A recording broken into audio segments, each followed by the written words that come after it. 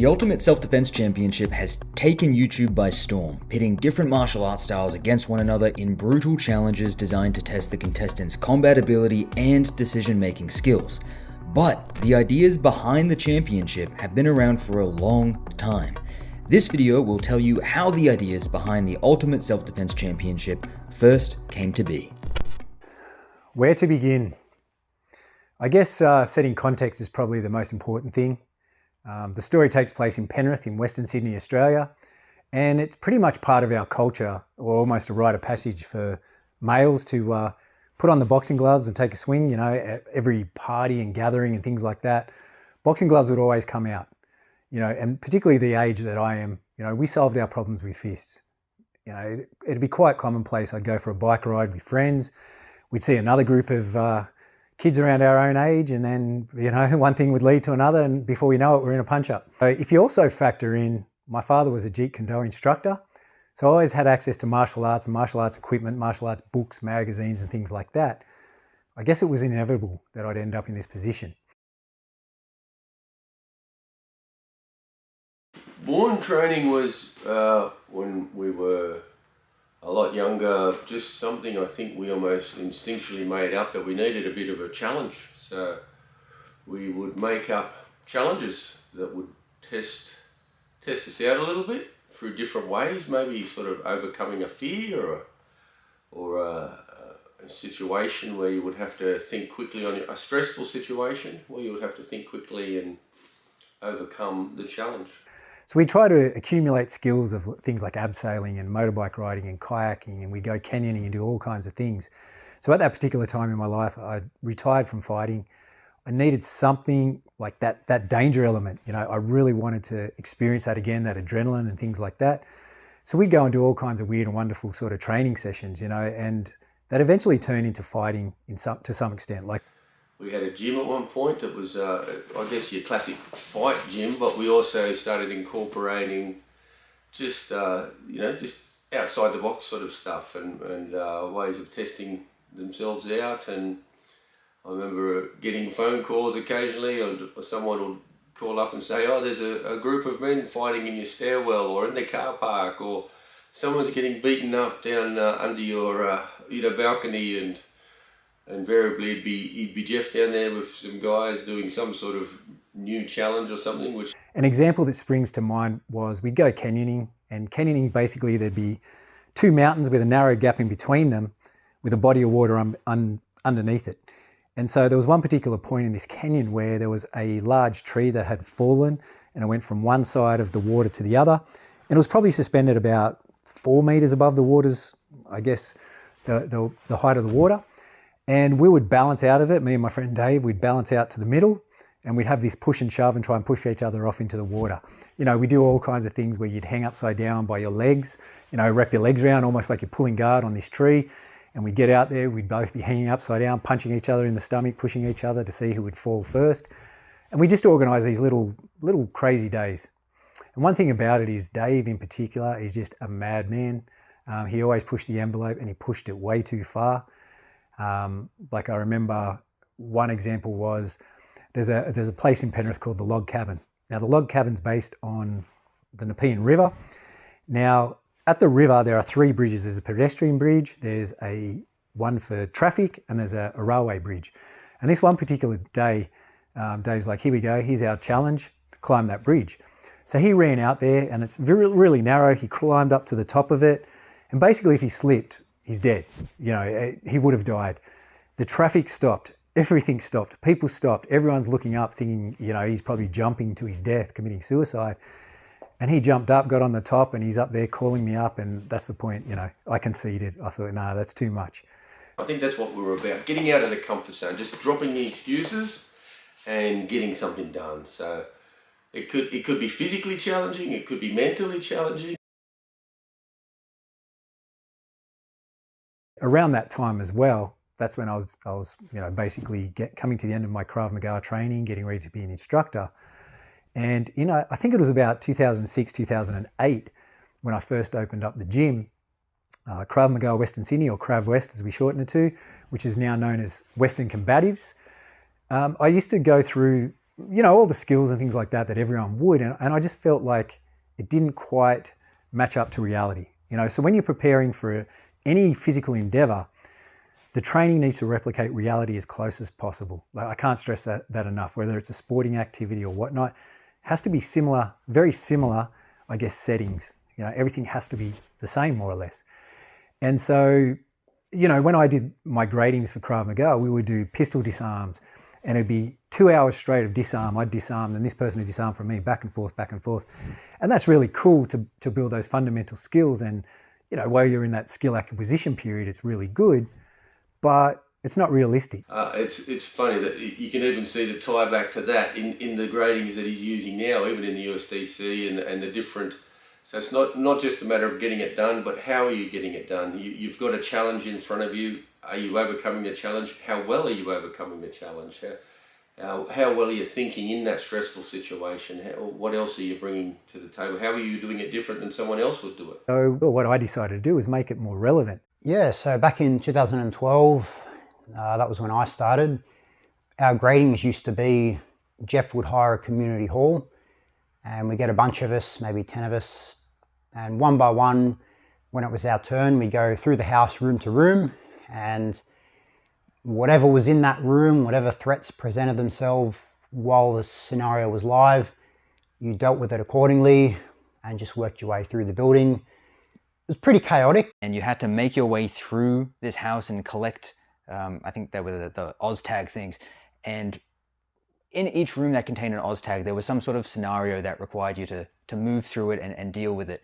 And it was very, very different to anything I'd done before. I remember the first room I went through, and this guy jumped out from behind a curtain, and he was swinging at me with a baseball bat, and I had to take care of that. And then in the next room, I had to verbally talk down someone who appeared to be on drugs. So there was just such a mix of different scenarios that required you to make snap judgments in the moment, while also actually applying, you know, I had to remember how to crash in, wrap up, and physically deal with it, but also if that's a good idea, or should I be verbally de-escalating? And this is where the gauntlet was born. So basically what I would do is make people reach certain checkpoints.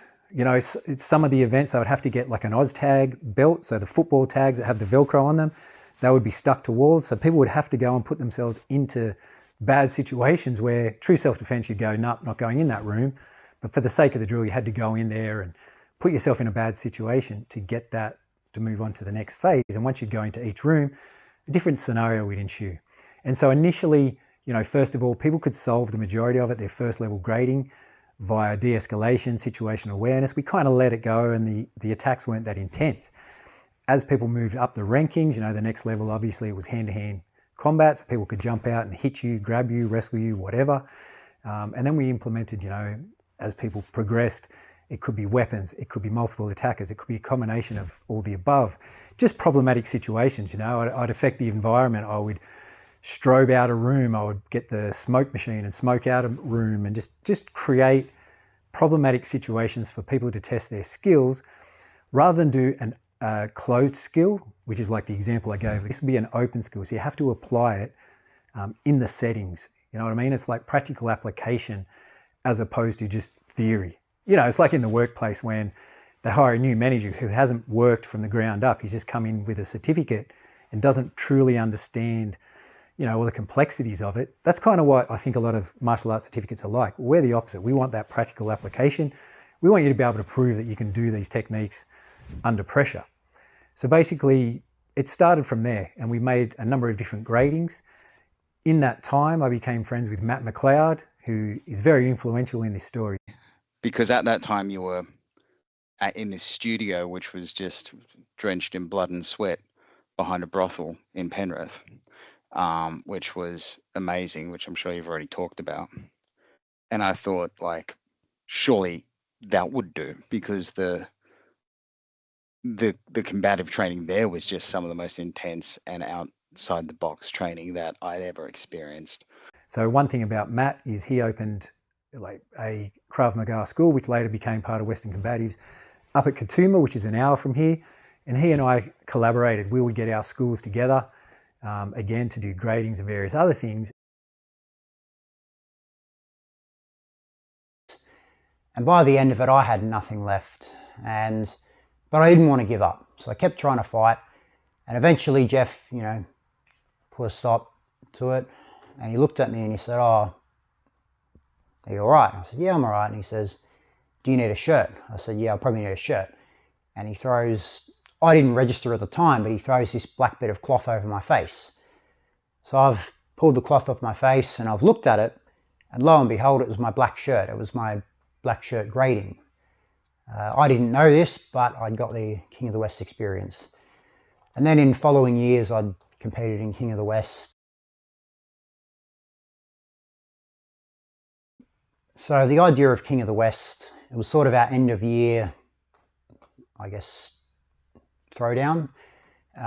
Throughout the year, we'd practice things with weapons. We'd done all the hard brawling in the past, but we kind of thought, well, why don't we do some sort of in-house competition?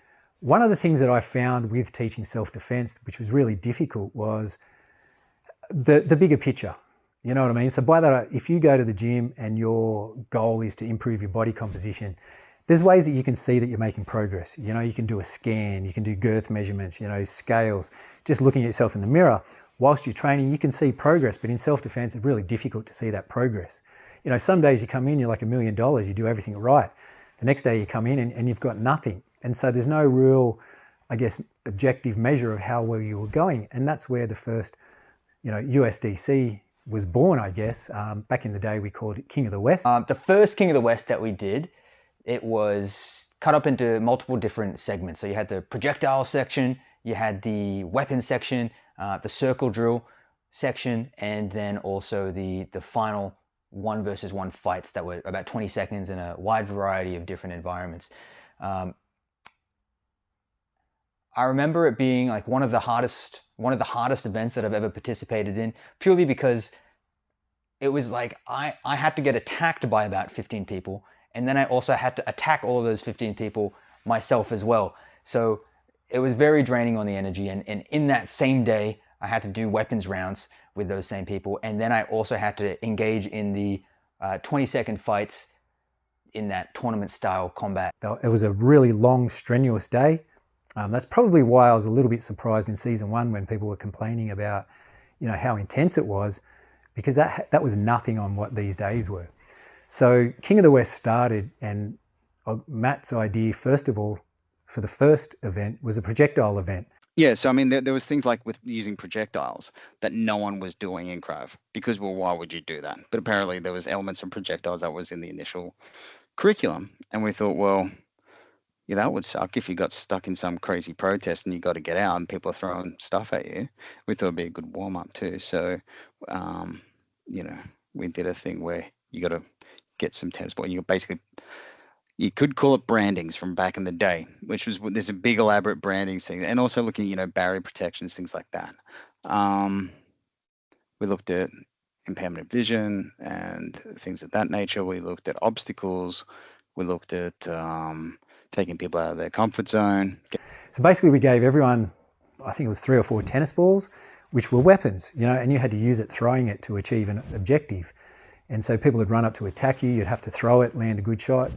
And I was sold at the minute Matt said it to me, because I know, like, as a kid growing up, I had many fights where I was picking up rocks and throwing them at people, I look at some of the incidences, say, when there's a crazed attacker in a 7-Eleven, for example, I'd be sitting there thinking that I would hide behind a shelf, pick up cans of dog food and throw it at them. So a projectile, it makes sense when you think about it. And so I thought it was brilliant. So Matt sort of brought that to the forefront. As well as that, we had the circle drill. Now the circle drill in those days was a lot tougher. So this particular event, we had 16 people, 16 contestants. So each contestant had to attack each person once. So each person had 15 attacks at that point in time, and each person would have to attack 15 times. So you can see the actual output or the workload of people was far greater. So we had that, we had the circle drill. From there, we also had a weapons version of the final fights. So where people would pull a name out of a hat, so there'd be 2 hats, it would have things like baseball bat, knife, bow staff, a screamer stick, whatever. We had any number of weapons in there, mops, brooms, school bags, briefcase, computer, laptop bags, whatever. and they were in two little bags. One person would pull out theirs, one person would pull out theirs, they go across and get theirs, and then they'd fight. So again, you can imagine 16 people fighting each other once. This was a long day. And then the finale, the final event, was what we labelled King of the West, or it's later or now known as Run of the Mill. And why we call it Run of the Mill is because it's milling. You know, if you don't know what milling is, it's, you know, when you stand there and fight, you know, the 20-second fights. So those guys, we had a round robin. There was 16, losers dropped out, went to 8, losers dropped out, went to 4, 2, and so forth. It's a 20-second fight, but when I say 20 seconds, it's 20 seconds of action. We're stepping out into some areas where you can get hurt. I don't want you to know who you're fighting until you turn around and see them, because that's part of it. It's, you know, I want you to not have strategy.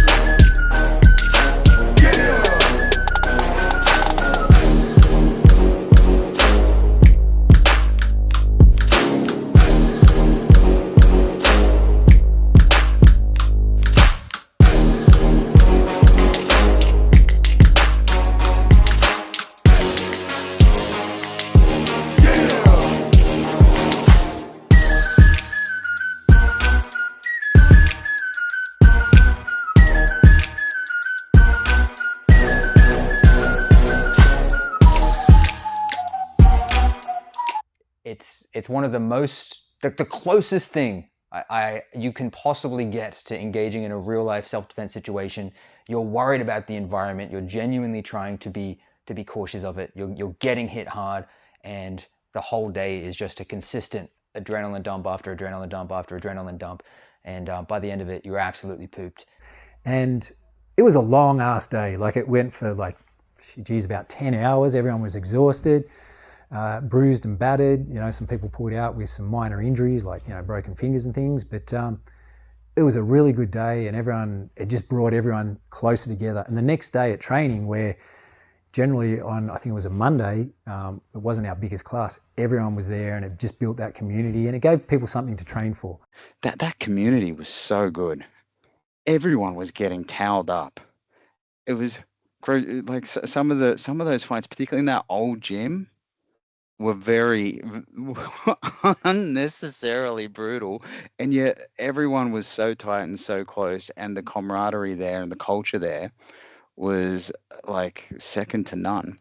But I do think it has to be, it has to be steeped in reality, otherwise you are deluding yourself. Schools at the time were doing stuff that was just laughable and, I guess in our view, unethical and immoral.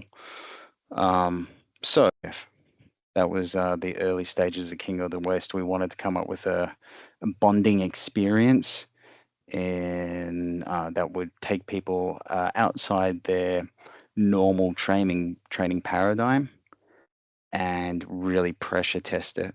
We were big on that, and it worked. It really did work. Everyone loved it. What did they get as a prize? It was a massive machete. We're going to sound like psychopaths. This is terrible. But it was a bit tongue in cheek, but like a kind of, anyway. I won the King of the West, which felt really cool. There's like a photo, I think, of me standing on everyone's shoulders, and my prize was a little machete-looking thing. That was cool. That made me feel proud. And one of the biggest things I've learned in life, I learned from Jeff, and he says, you go with what you got. Doesn't matter if your feet are sore, you're overweight, you've got sleep apnea, high blood pressure, you're 45, you're fighting young blokes, you're incredibly handsome. You turn up and you have a go, and I really appreciate that advice from him. And if there's one thing I could impart on any of the younger guys here, show up and give it a go. Thank you, everyone. Thanks so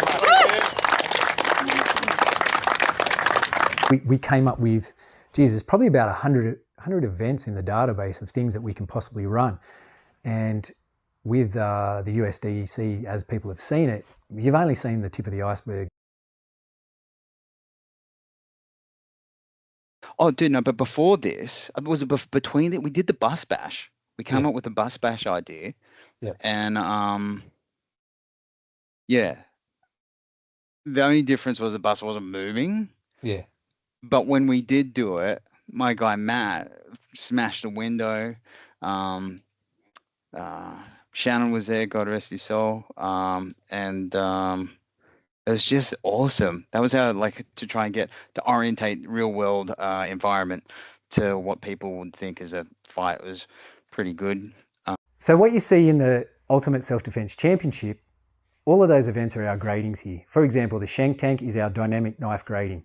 So to pass our knife course, you have to get 50% success rate in the Shank Tank. And if you don't, you've got to attempt it again at a later date. So we go through all our material, then we put them in the Shank Tank, and you need a 50% success rate, you know, or it's gone.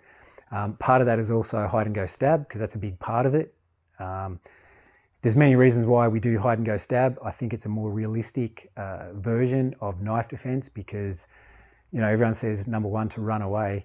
And also if someone's running at you and you've got that space, it's far more complex than what people make it out to be. So I think that's a really good way to test knife defense as well. Other little things, other events, you know, like the final fights, like we have a grading called Brawl and Maul. We pride ourselves on our ability to be able to brawl and to thrive in that situation, you know, so that's one of the gradings and things like that. So everything that you're seeing, circle drill has been a grading forever. All of those things, like, they're all part of what we do, part of the vernacular around here.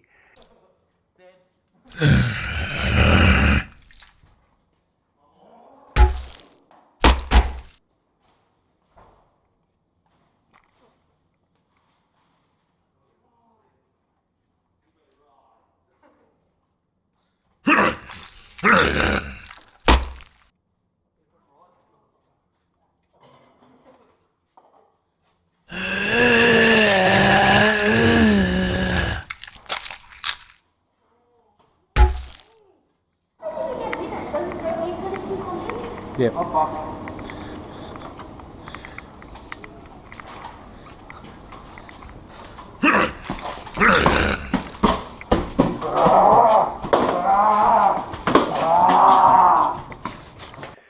So whilst all that was happening, Matt Roder, as you would know from Reality Check Self-Defense, he was training here. He's trained here for a long time. He's one of our top guys here. He instructs here. He had a bit of success with his videos. He's disproving, you know, self-defense myths and various other things online. And he got sort of invited into that little, I guess, YouTube fraternity of, you know, that fraternity of YouTube martial artists. And he did quite a few interviews with some people, including Rokas.